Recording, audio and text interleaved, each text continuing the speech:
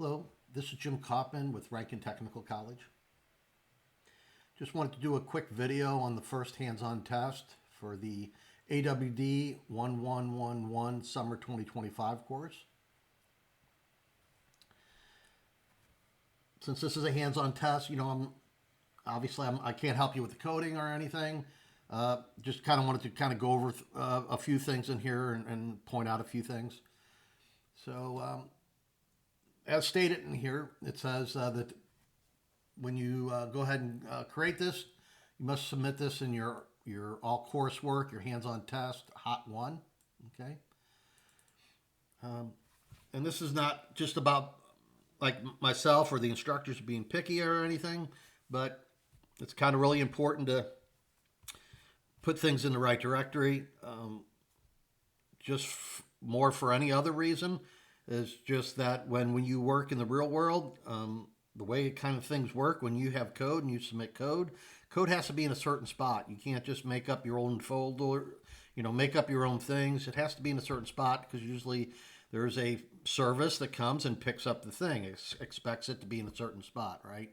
And under certain folders. So that's kind of one, besides just helping us, as far as being, as far as from an instructor standpoint, being able to find it, but it is really important in the real world, especially when you're using GitHub to be able to have your code in the right spot, because there are services that come and pick up code. That's how it kind of works in the real world. Okay. Let's see. So first, you just kind of follow directions here. You're doing npm init. So what we're doing here on this is we're doing an API. We're doing a back end, okay? We're going to do the back end, and you can use Postman, and that's how I will grade it as your instructor. I will use Postman. I'll bring up your app, and your app is going to have a server, right? So you're going to have a server. So you have to write code for the server, and then I'll go ahead and use Postman to test to make sure that I can access the different functions as documented in this hands-on test. But so when you're in the root of your repository, you're going to run the npm init to get your package.json. Please put it in like it has here. And add the necessary scripts as well. You want to install your dependencies by doing for each one of these. So basically npm space install, or you can use the shortcut just npm space and then the name of the module. So you'll have 3 different modules here to install.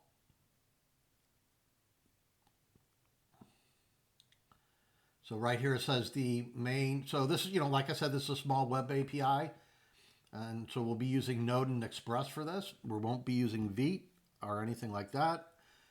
This is just the backend service. And so the main server code for this project must be in the server.xml file. Okay. For the lab that the lab 0102 for the user.js and the bug.js, we went ahead and did the individual. We have a route folder, and we did individual ones as like that. Now you can go ahead and do that, or you can go ahead and just put them all your routes in the server.js file. Okay. You can go ahead and use the code, because all of these. The assignment here is basically taking your original lab, the 111 lab, which is the MP miles per gallon, the temperature, etc. But you're just kind of converting this, so you can copy that code, but you'll have to make changes. Okay, you'll have to make changes for it to use it as an API.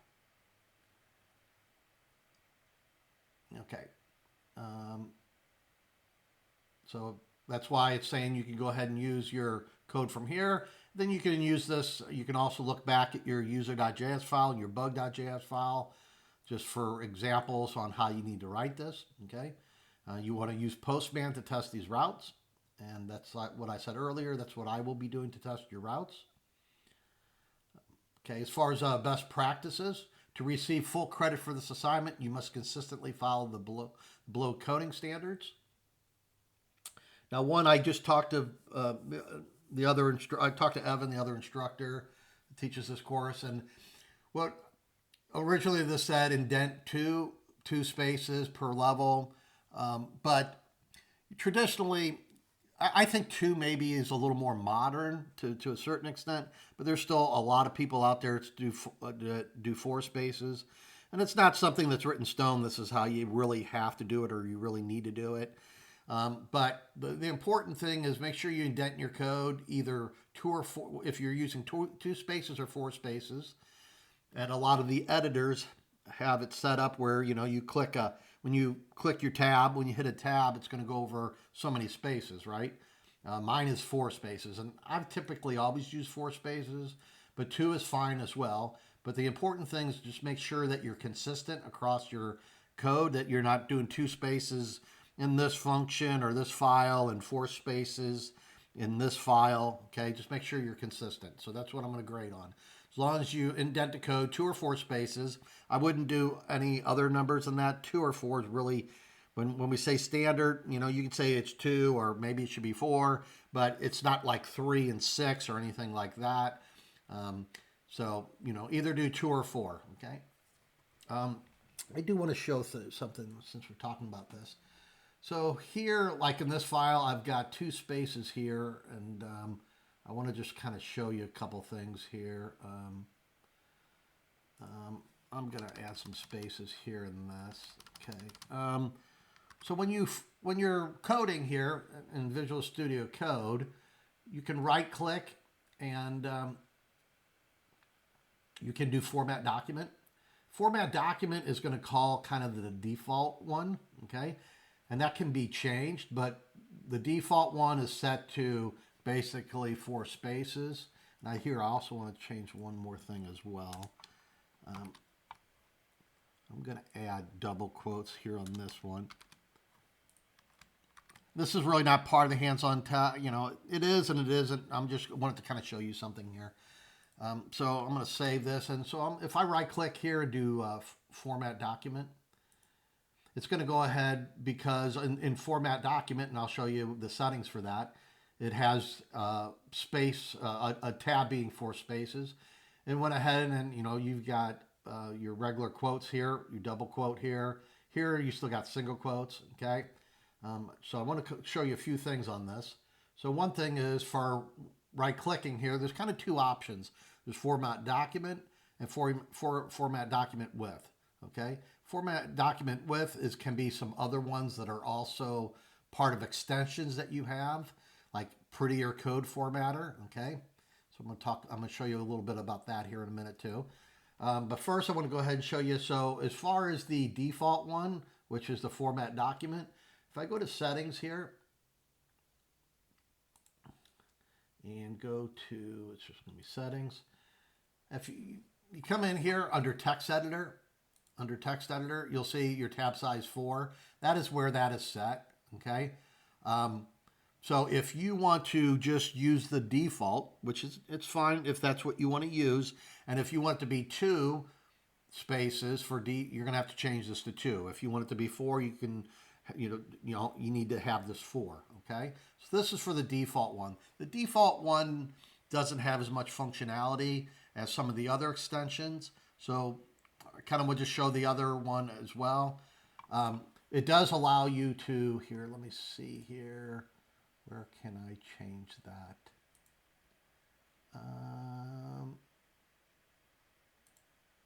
Commonly used.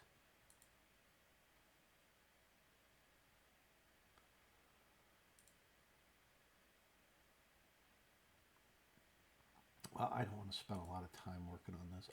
You can actually change the default one to be one of your extensions. I can't find this real quick here, so I don't want to waste time on that. But there is a place you can change it to use your extension, and it might be right here. Here, let me do format.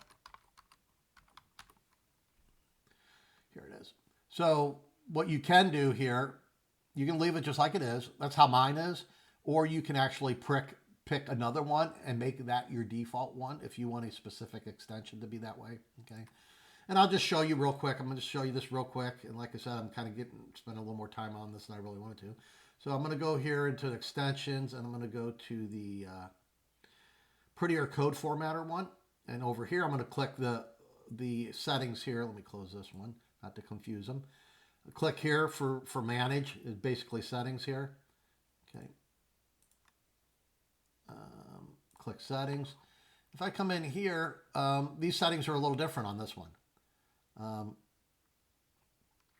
Let's see what I have.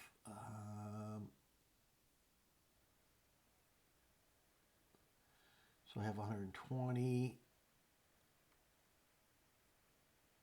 So here I've got a tab width of 2, okay? So, you know, you need to decide if you want 2 or 4, probably, and if you want to use this extension, that's fine. A couple of benefits here is what I did is like if you want single quotes instead of double quotes, you can do that in here, okay? So if I come in back in here and instead of this one here, and actually I'll just make a, so this has got double quotes here, that's got single quotes. And this is like, you know, well, way indented. These are 4, you know, by 1 tab. Now a tab here is going to be 2. So if I go right click here and I do format document width and I choose this prettier code formatter, it's going to indent all of these by 2 spaces. And it's going to change like name Alice, which has a double quote to a single quote. Okay. So let me click that and there you go. So now these are all 2. So it all depends on what you want to do. And if you want it to be and if you want to use this prettier one, you can, because there's a little more functionality there. So that way you can make sure, it's probably best also to make sure you're either using single quotes everywhere or double quotes everywhere, and you're not mixing and matching them. And like I said, also it's important to, you know, consistently either use 2 spaces for your tab or 4 spaces. So you can change that accordingly. So for me, I'm going to do 2. I'm going to do 4. So I'm going to save that. And then when you're in here, if you ever want to default, you mess something up, just since we're talking about this, you can always see the ones that were actually changed. And you'll see this little, you might not be able to see it on the video here, but there's kind of a little yellowish, a little color down here. So that one was changed. Anyone with that little line down there, this one was changed to 120 print width. That's how many characters you want on a line, so you can change that as well, and etc. But okay, I don't want to spend any more time in that. Make sure you name all your variables and functions using camel clays. Avoid declaring global variables when possible. You know, it's easy to get in the habit of declaring a bunch of global variables. A lot of times, if you're only using it within a function, you define it in a function. So when it's done, you know, you don't need it anymore. If it's something you're going to use all over multiple functions, then you can go ahead and define it as a kind of a global constant, right? And I'm not going to go through all of these. We've kind of already discussed this in the past, but, you know, just make sure you go ahead and go through these best practices. Okay. All routes must match the exact specified path. Okay. Localhost should be on port 5010. So when you when you do your coding, you know, make sure that you got that port right. If I go to grade it and you're using a different port, okay, this assignment's asking you to put this port, you know, and you know, we're a lot more pickier and hands-on tests. You need to really kind of follow what it says there. So if you're not using port 5010, then you're going to lose 5 points right there. Okay. You're going to use request.body. Kind of we did that for the lab 0102 for the user and the bug JS files. So kind of the same way, and that's how we're going to test them as well, using Postman. So okay, not a lot more, but here's the different routes. You've got some posts. Make sure you do the post, not get. You know, you need to be cognizant to these different ones. So use post for the calc, use post for the convert. You're using, I guess, post for all of them. Yep. So all post. Okay. Because you're posting data back. You're not just getting something, right?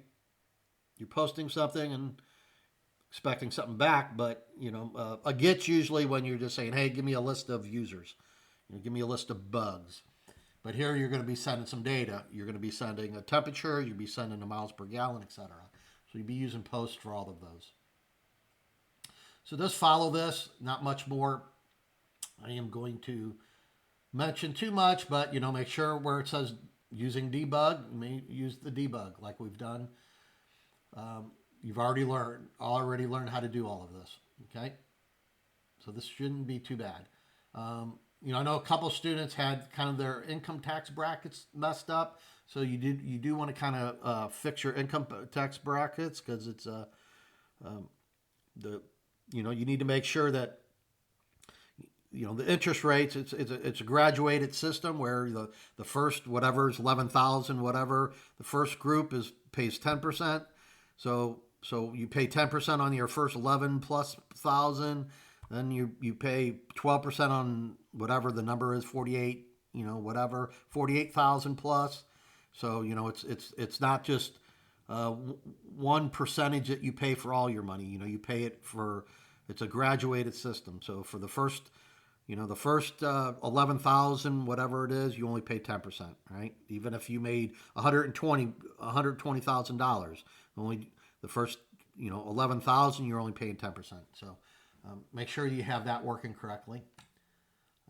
Make sure you use your math ceilings. I think we're doing that for the assignment anyhow. So not much more for me to go over on his. Just, you know, follow the directions carefully is really the only thing I kind of want to discuss. You know, request.body variable names must match the names. So miles driven needs to be miles driven, right? Gallons used needs to be gallons used. So make sure that that matches. I'm going to highlight this. Okay. Okay, that's all I have. Just wanted to do a real quick video on this. I know there wasn't a lot to go over. I guess more than anything, just kind of wanted to make sure that, you know, just to remind you, you need to really follow the directions very carefully. Okay? All right, thanks. Have a good day.